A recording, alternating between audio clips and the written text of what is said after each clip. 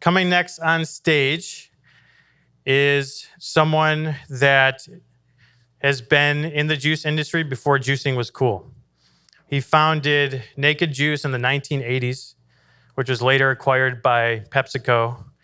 And then a few years later went on to found the company Evolution Fresh, which was later acquired by Starbucks. Hey, my dad's here.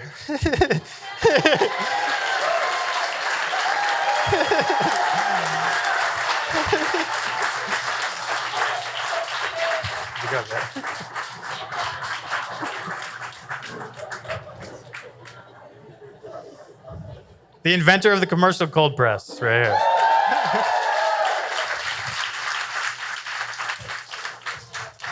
So, next on stage is my friend, Jimmy Rosenberg. Jimmy?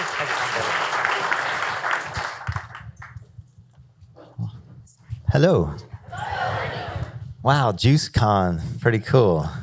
And the guy that invented the cold press, wow. That's super cool. So, let's see. What should I talk about? So I go back, you went back what it was up there, 70s.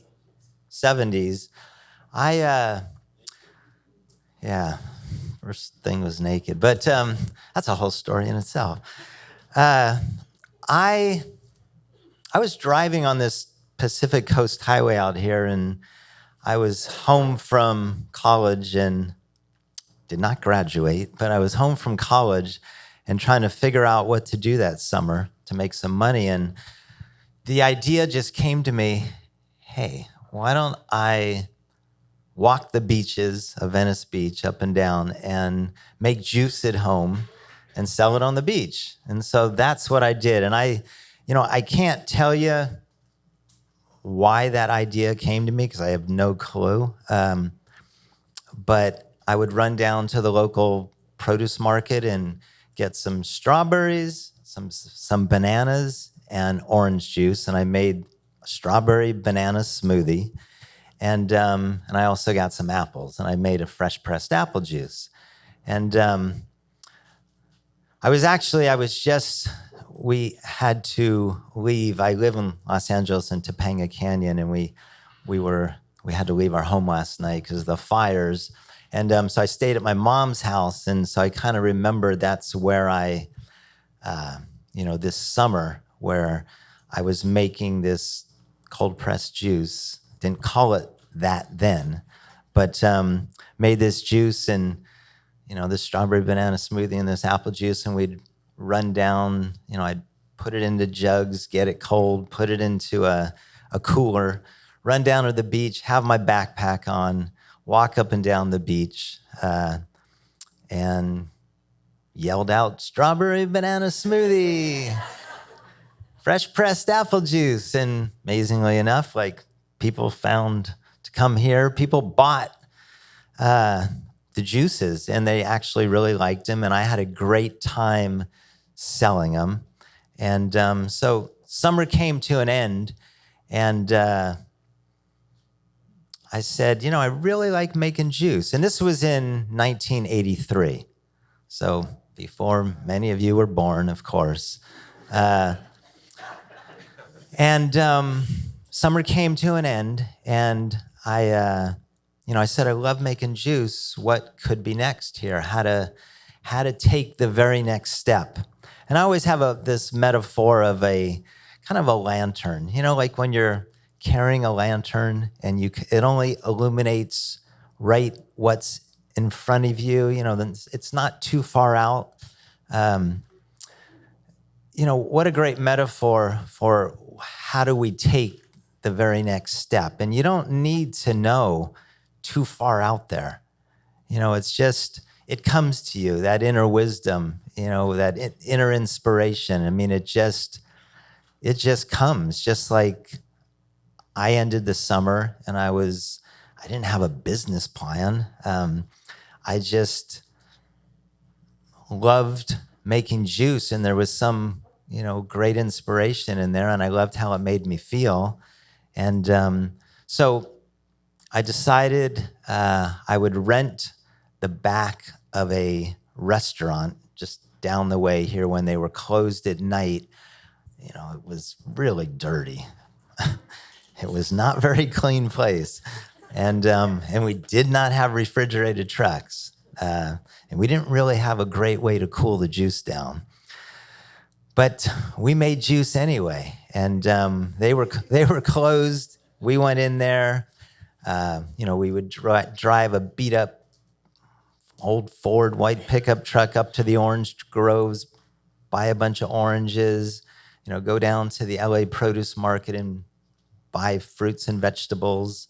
And we'd make juice. And I'm sure, like many of you, you put your manufacturing hat on, and then you put your sales hat on, then you put your truck driver's hat on, then you put your demo hat on, and you make it happen, right? It's a step-by-step process, and you make it happen. And that's the fun part. It's, enjoy the ride for sure. So we were called You Like Juice Company, and then it became You Like Juice Company's Naked Juice. And then it just became Naked Juice. And basically we were just making juice. It had a 2 or 3 day shelf life. And then we would sell to the local restaurants around here, some of the local markets. I mean, basically back then, you could find a health food store that was making carrot juice and maybe an orange juice. There was no such really thing that I knew of that took carrots and celery and beets and kale and spinach. It just, back then it was really hard to find that. But we went to the restaurants, went to the markets, went to the health food stores, and then we moved. People started to like it. We were doing a lot of demos. We were telling people, about the nutrient density of the product, and they were loving the fresh squeezed taste of it. And so it started to catch on. And, the company started growing, and this was Naked Juice. And just having fun, right? Making juice, having fun, and talking about health and nutrient density.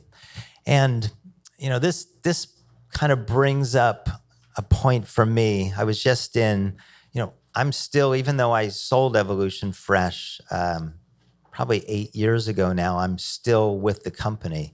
And, we were just in we did a sales summit just last week. And I opened up the sales summit to, kind of inspire the team. There was probably 25 people in the room. And, it occurred to me, because we all know there's a lot of trends that happen. Kombucha is really big now, and, this low sugar thing is really big now. And, there's all these trends. But the bottom line is, for me, is fruits and vegetables are kind of the foundation of nutrition. The nutrients, the phytonutrients, the micronutrients, the vitamins, the minerals, the antioxidants. I mean, it's core, it's foundational. And so I don't really see, I've been doing it, many years, and I don't really see it. I know that it has had some, where it became very trendy, but I think the sustainability of fruit and vegetable juice is really, the reason it's lasted this long and it's going to last into the future many, many years is because it's foundationally healthy, and there's so much nutrients in it, and it's really what the body needs to function properly, are fruits and vegetables. And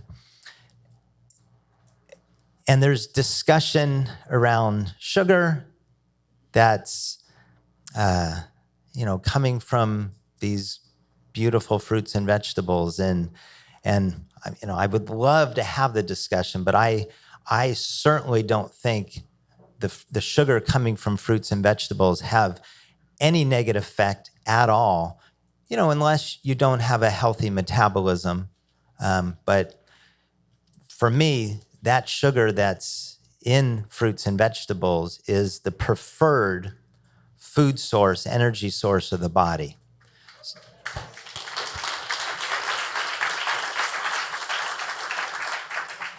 And this is probably the group of people, because I think there's so many mixed messages. Even myself went through times of like, oh my God, sugar's bad. But like I said, it's a whole story in itself. But if you look at the science behind it, it is the preferred food source. And I don't see anything wrong with the sugar from fruits and vegetables. All those nutrients, we're on the right path. And I kind of sense that a lot of us are, in this same tapestry of health and wellness and well-being. And we know we need to, part of thriving in this world is definitely feeding ourselves well. And I think many of us understand what, the nutrition of fruits and vegetables and juice, how that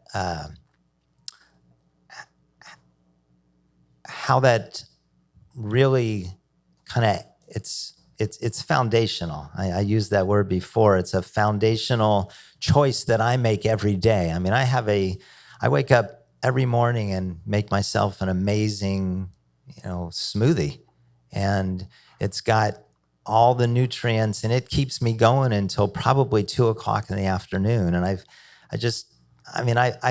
tried, I'm 58 years old, and I've tried so many different diets and ways of treating, eating, and try this and try that. So I'm still a young man, and there's a lot more experimentation, but I know how my body responds to fruits and vegetables and superfoods. And so good news is we're on the right path, and this is not a trend. It may get popular at times, but this is not a trend. This is something that is foundational. And, I'm grateful to be here and being asked to speak, but really just grateful to be in this room with people that understand about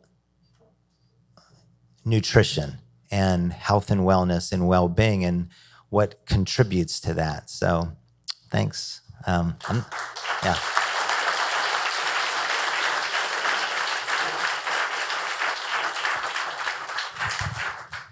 So I was just going to continue on a bit. So Naked Juice, I got off on a tangent, sorry.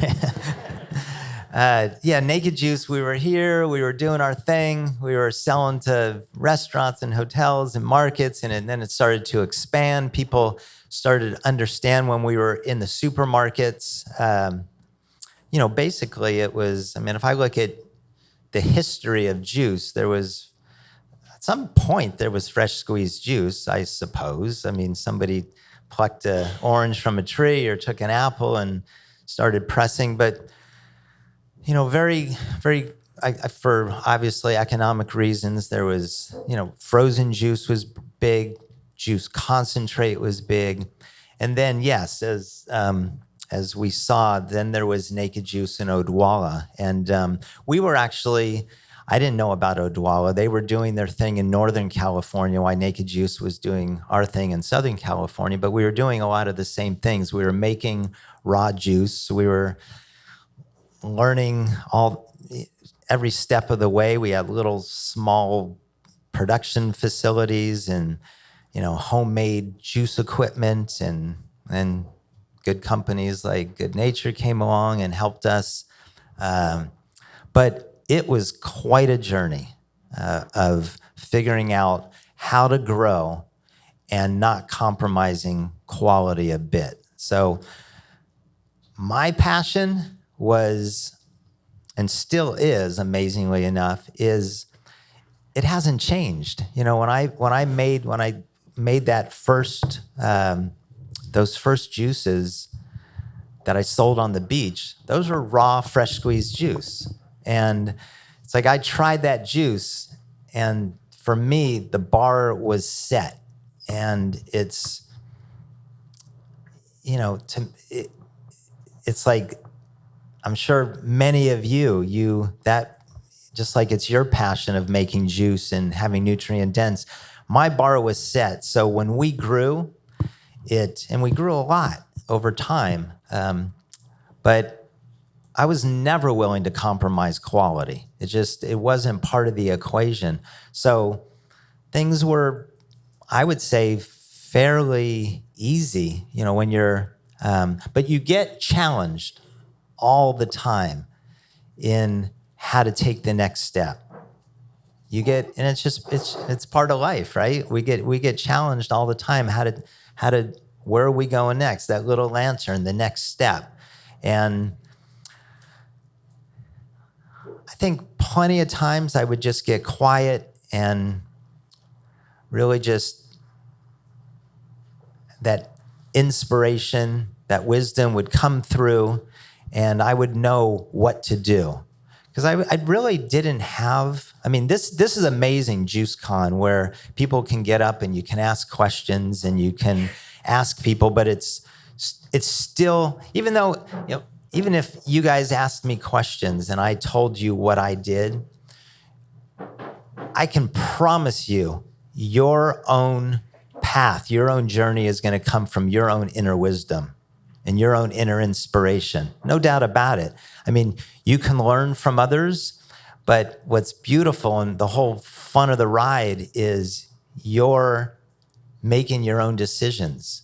And sure, you get confused sometimes, and you get, you know, we get afraid. You know, we lose our confidence sometimes, but we make it through that, and we keep step by step. We keep moving on. We ultimately make great decisions for ourselves, even if I've made plenty of mistakes and took a few steps back, but you know, the journey's like that. And so all good news there. But anyway, keep getting sidetracked. Naked Juice. Naked Juice, we grew and grew and grew, and you know, went from this production facility to a new production facility to new equipment. A big part of it was educating the consumer, right? Because we know what we know. We know how great we feel. But most people are caught up in fast food and processed food, and they don't know what that feels like. You know, they're doing the best they can in their life, and I'm sure they're doing wonderful things as well. Probably a lot of them don't really know what we know and know how good it feels to feed yourself well.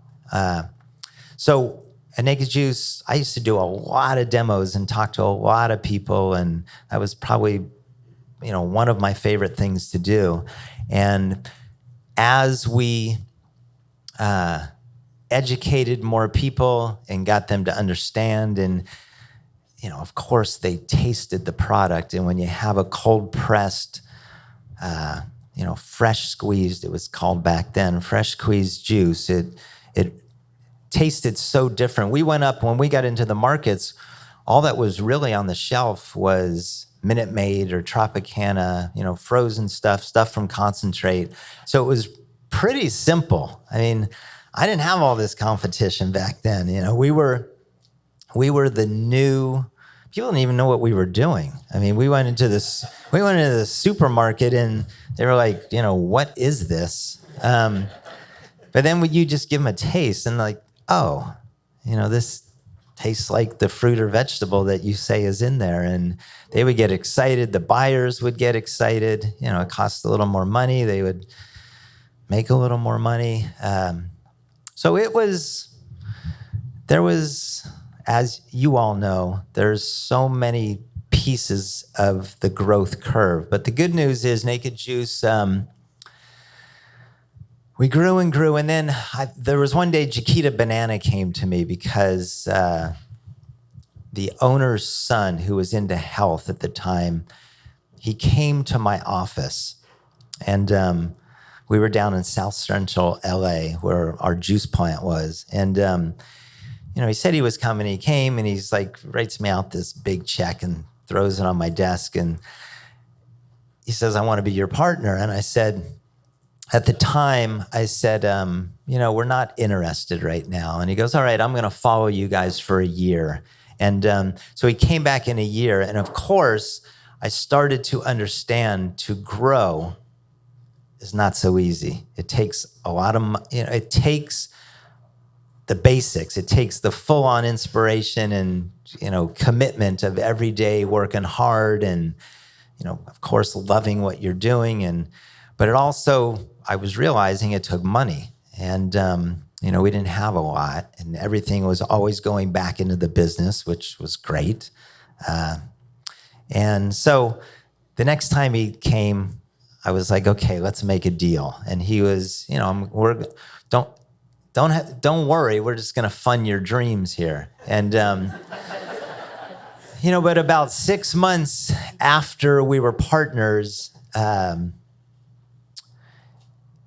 we're not making any money. And I said, yeah, that's the way it is. We're making great juice, but yeah, we're not making a lot of money. But, so they were like, well, we make this product, banana puree, out of Costa Rica. And I'm like, oh, okay, we're peeling fresh bananas. And he goes, and it costs half the price. And I'm like, I'm willing to try. So he brought in his banana puree and we made, a smoothie with it. And I was like, this tastes like cooked baby food. So they weren't making enough money. I was not willing to compromise. And, at the time, I think, I don't want to say I gave up, but I think, it was 7 years and Naked Juice was taken off and my partners wanted to do something that I was not interested in at all. So we figured out a way. They got the company. I had a 2-year non-compete in the juice business and I became an organic lettuce farmer. Oh.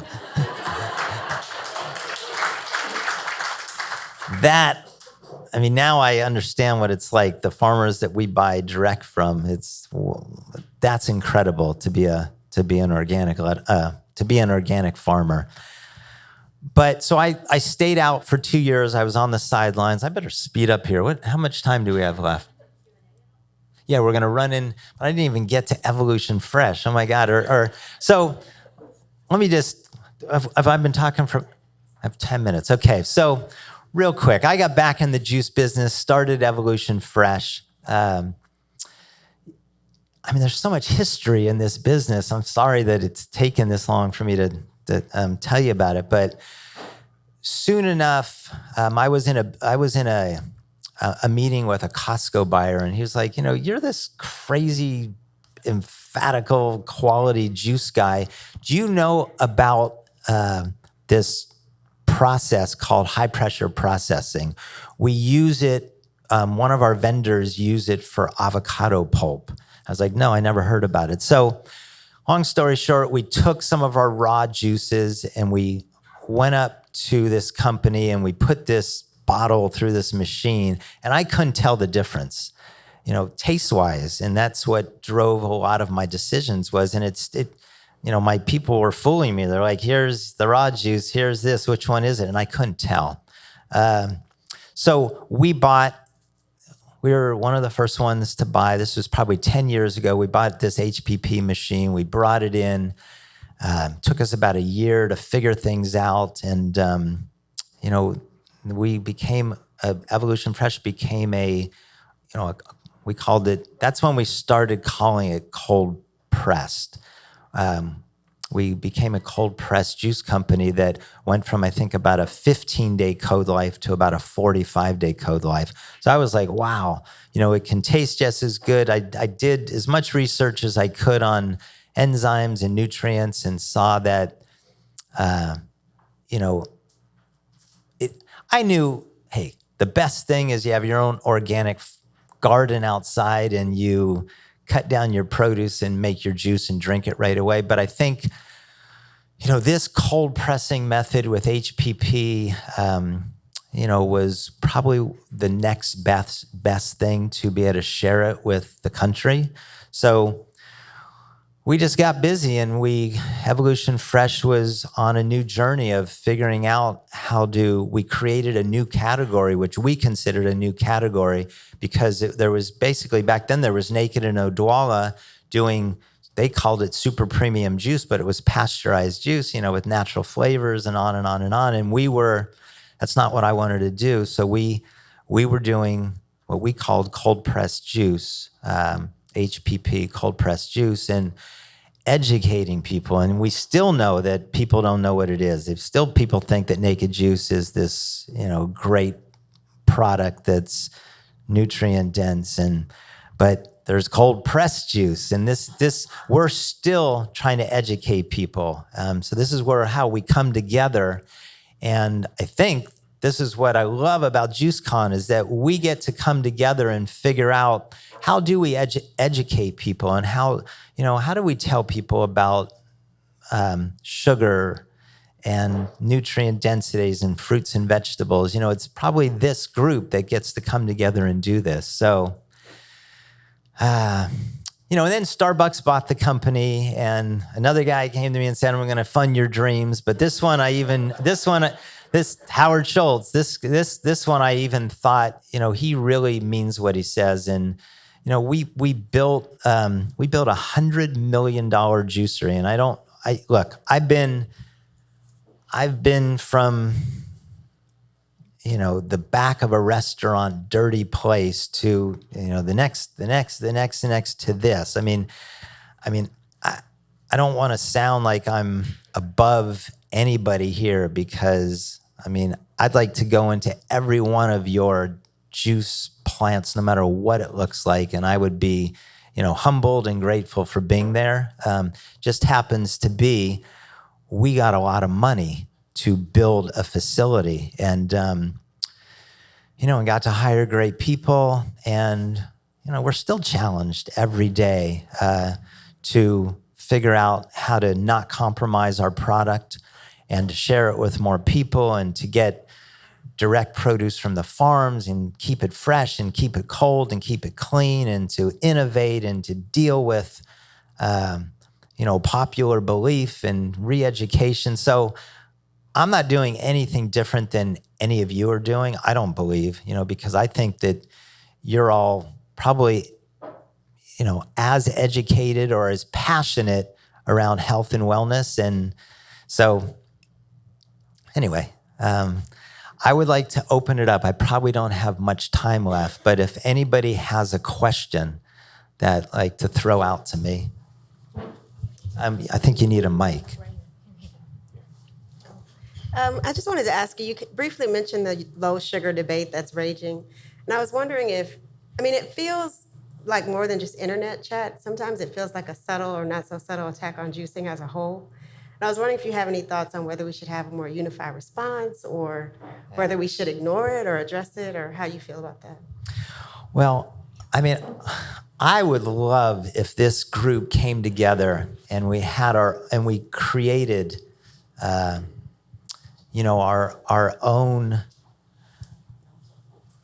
our own knowledge and put it out there, a common belief on, you're a doctor, and, there's many other doctors that I speak to that,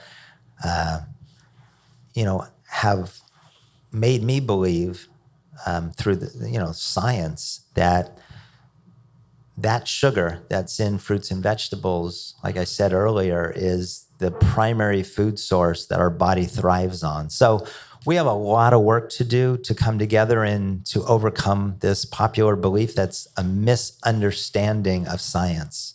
So, yeah. Anybody else have a question they'd like to ask? Yeah.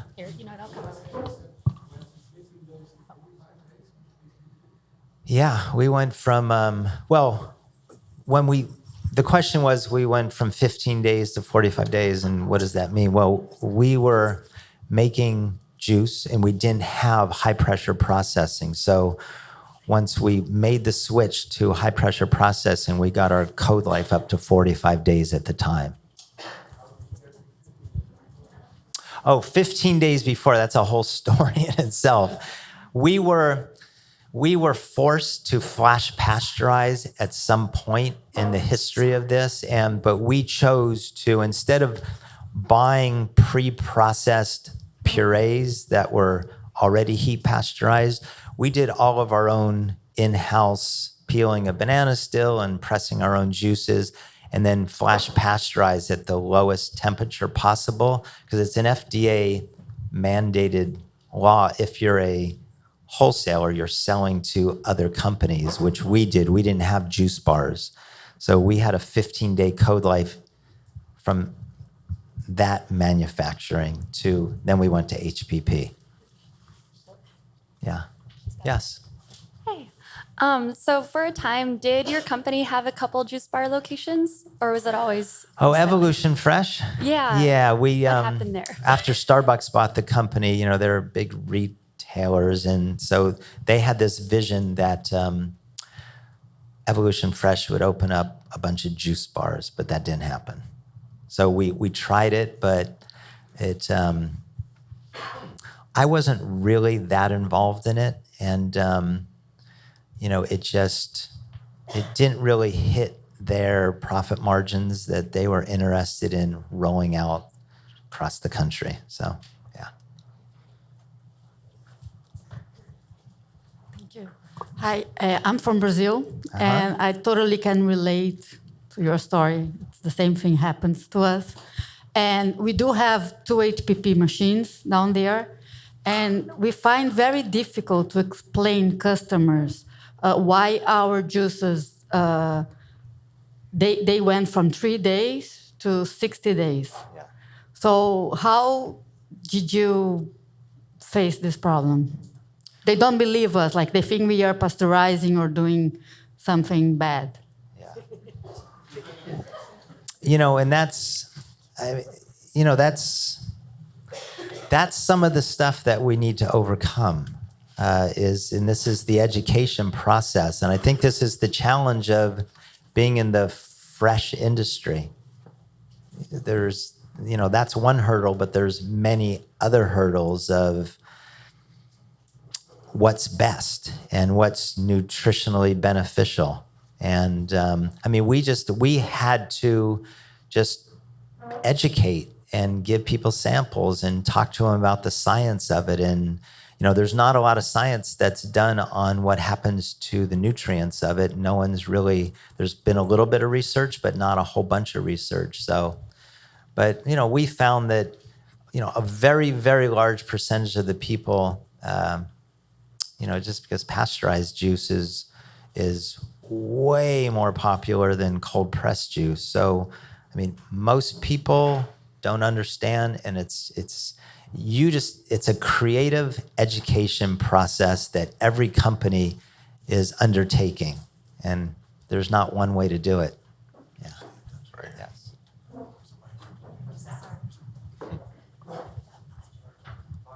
Hi, I have a quick question. Yes. So 30 years in the business, you've had huge hurdles, huge things to overcome, and tons of wisdom. So if you could go back to 10 years ago, 20 years ago, 30 years ago, and give yourself some amazing advice that came through all these years of wisdom, what would it be? It was really what I spoke about earlier, is that you have all the inner power and inner resource and inner wisdom, and follow it. That's all. That's the most powerful thing that every entrepreneur has. within them. Like I said, you can get advice from others, and that's great also, and hire consultants and all that, but you have within you 100% for sure, that's going to be the trajectory of the business, is, you know, that inspiration of the entrepreneur and how they wake up every day and put their energy into it. It's all within. Hi, Chris Good out of Kansas City with Ruby Jeans Juicery. Curious, from 83 on the beach to now, standing at JuiceCon, like, what are you most proud of? Let's see.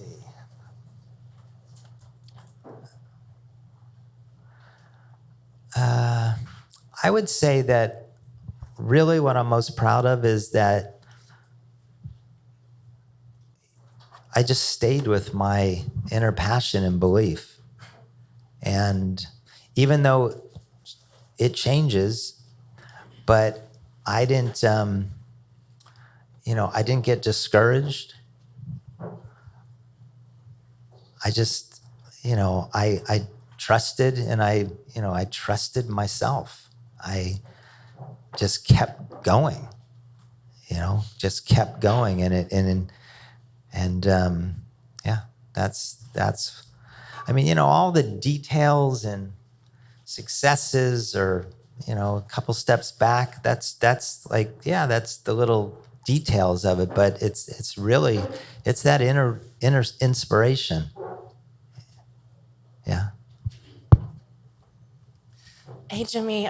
First of all, thanks so much for sharing your story. That was super inspirational. I'm Ashley from Pulp Pantry. And, there are a lot of juiceries today, and back then there were as well. What do you think it was about Evolution Fresh that was really different, that ultimately made Starbucks want to acquire you? Oh, let's see. That was about 8 years ago. I think actually Starbucks went around to many juice companies, and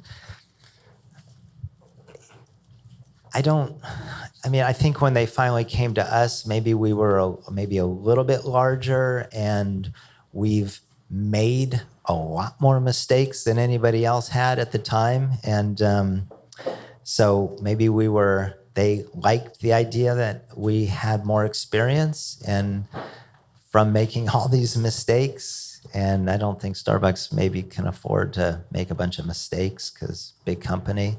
So I think they probably liked that, how long we've been doing it for. Yeah. Yeah.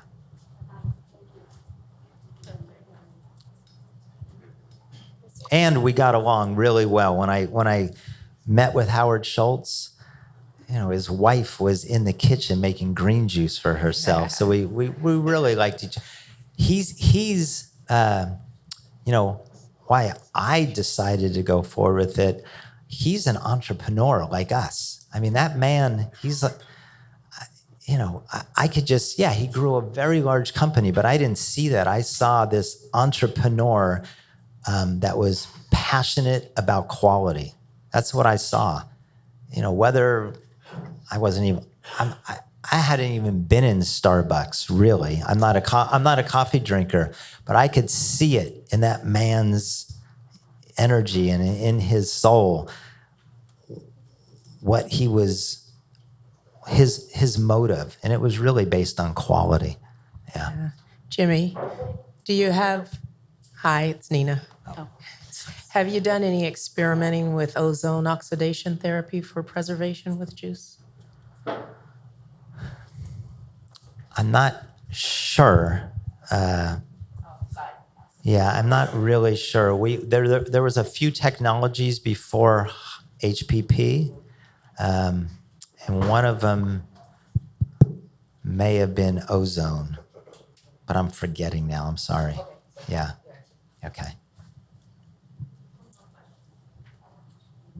Hi.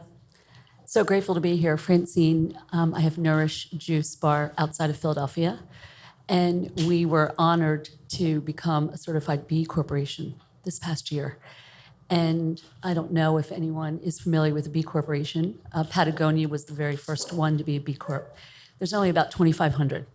And it's about sustainability, using your business as a force for good, practices, transparency. Where do you feel Evolution Fresh gives back to the community? What kind of sustainability practices have you put in place, if you have been able? Because along the way, as you grow and you're challenged, you want to sort of build a community that also trusts your transparency and protecting the planet and the people. Yeah. Yeah, It's a great question. It's big work, and Yeah. it's hard work, and it's a committed practice, just like brushing your teeth. Well, and congratulations Thank to you. you, the work that you're doing. That's awesome. Evolution Fresh, I mean, this last year, we were probably only 30% organic, and now I'm going to say 98% organic. So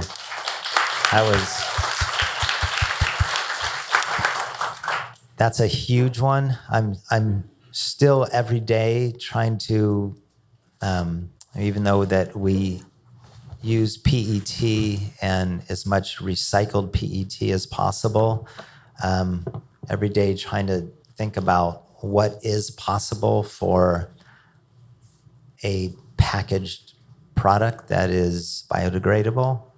We haven't gotten there yet.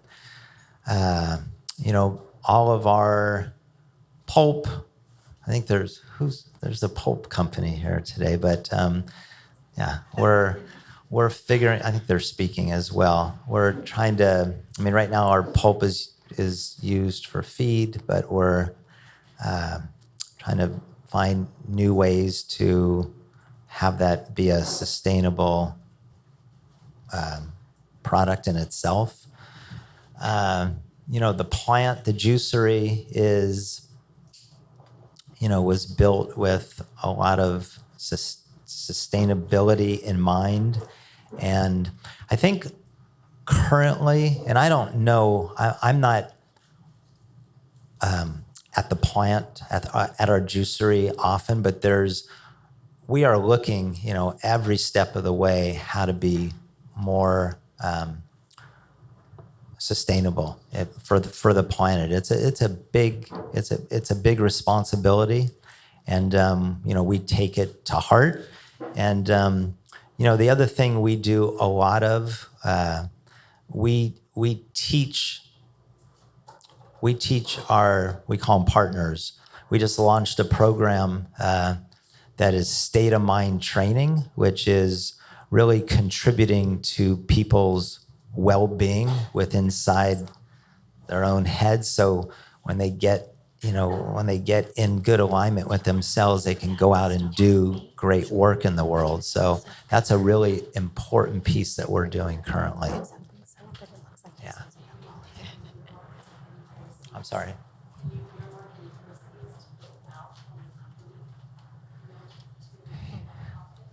Yeah. This is an ongoing interest and challenge, and I would say if there's great organizations out there that want to get in touch, because we're always looking to who to partner with and things to contribute to.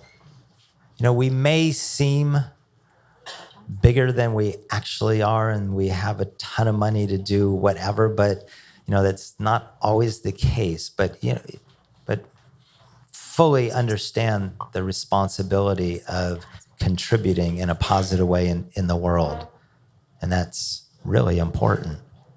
Yeah. Thank you. All right. Yeah. Let's give it up for Jimmy Rosenberg.